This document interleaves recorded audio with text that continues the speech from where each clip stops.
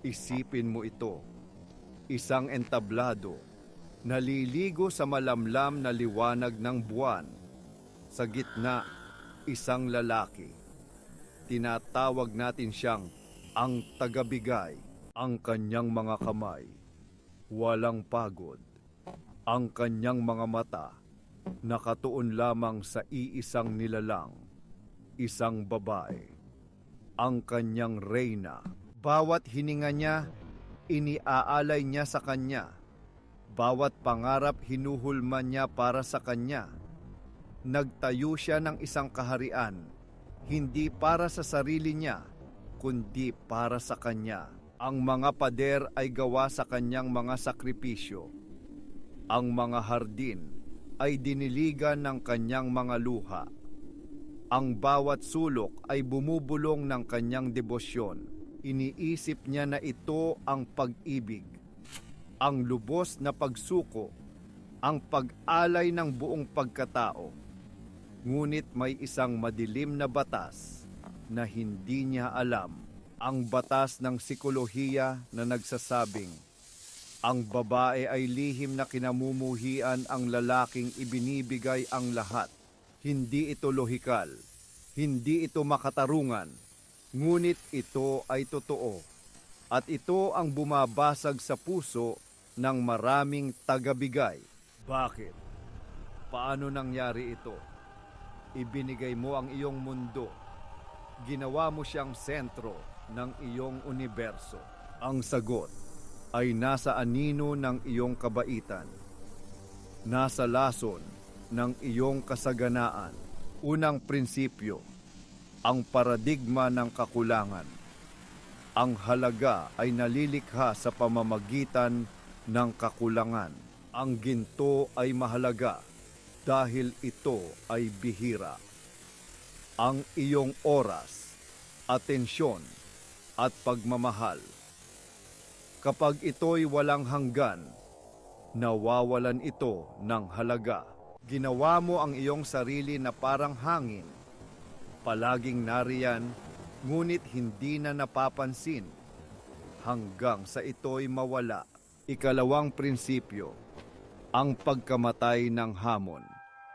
Ang atraksyon ay nabubuhay sa tensyon, sa misteryo. Binigyan mo siya ng mapa, ng susi, ng lahat ng sagot, bago pa man niya itanong. Naging isang aklat ka na nabasa na niya ang dulo.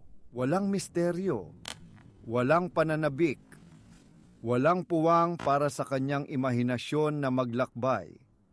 Pinatay mo ang pangangaso bago pa ito magsimula. Ikatlong prinsipyo, at ang pinakamapanganib sa lahat, ang pasanin ng pasasalamat. Sa bawat regalo, sa bawat sakripisyo, lumilikha ka ng isang hindi nakikitang utang. Isang utang na hindi niya kailanman hiniling at hindi niya kayang bayaran. Ang pag-ibig ay nagiging transaksyon. At sa transaksyong ito, siya ang laging may utang na loob. Ang pasasalamat ay nagiging obligasyon, at ang obligasyon ay ang anino ng pagmamahal. Ito'y malamig, mabigat, at sa huli, ito ay nagiging sama ng loob. Isipin natin ang kwento ni Elias at Luna. Si Elias, isang lalaking ang tanging misyon ay paligayahin si Luna.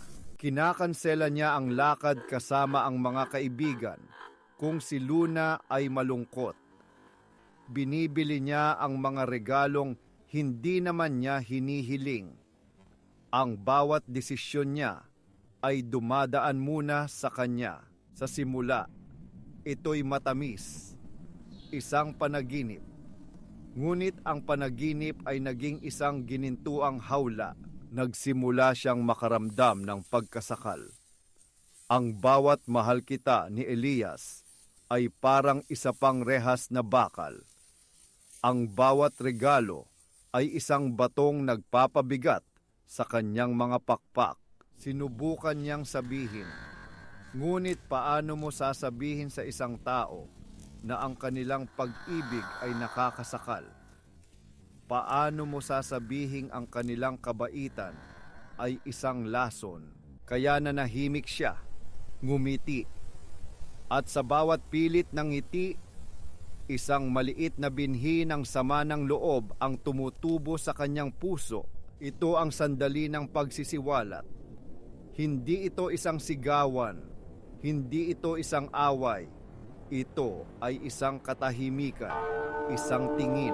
Sa isang gabi, habang iniaabot ni Elias ang isa na namang perpektong bulaklak, nakita niya ito.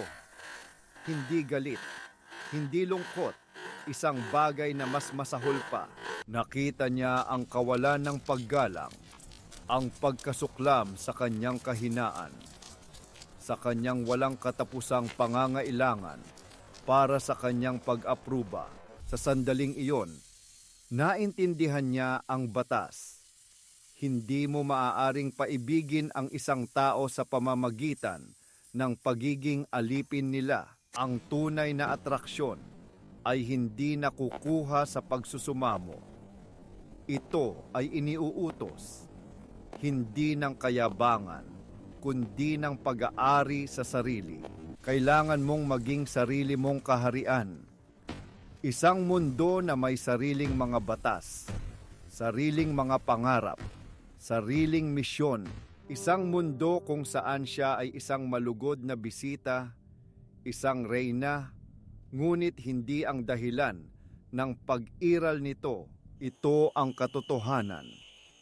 Ang pag-ibig ay hindi tungkol sa pag-ubos ng sarili para sa iba.